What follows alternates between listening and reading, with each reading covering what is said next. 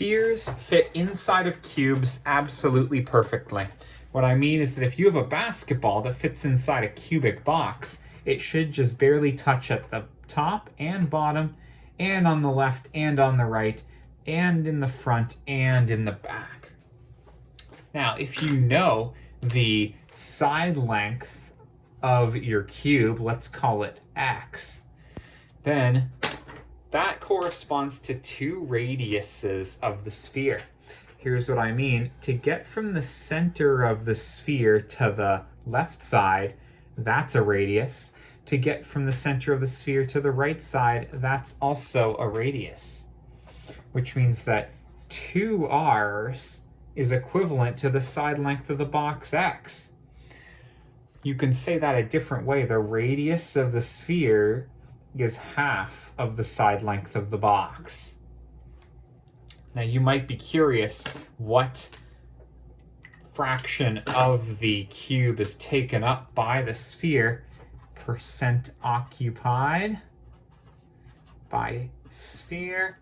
You can also call this packing efficiency in chemistry, because the tighter these spheres can pack together, the more dense your crystal could be. To get that, you're going to need the volume of the sphere itself divided by the volume of the cube that it's sitting inside of. The volume of a sphere is 4/3 times pi r cubed.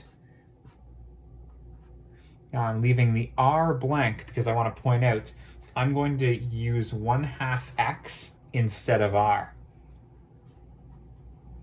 The radius of the sphere is the same as half the side length of the box, and I'm going to use x for volume of a cube. It's length times width times height. X times x times x is x cubed.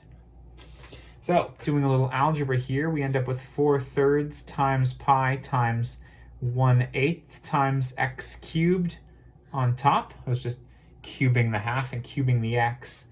Extra x cubed on bottom. Those will cancel with each other. And then whatever this simplifies to is your answer.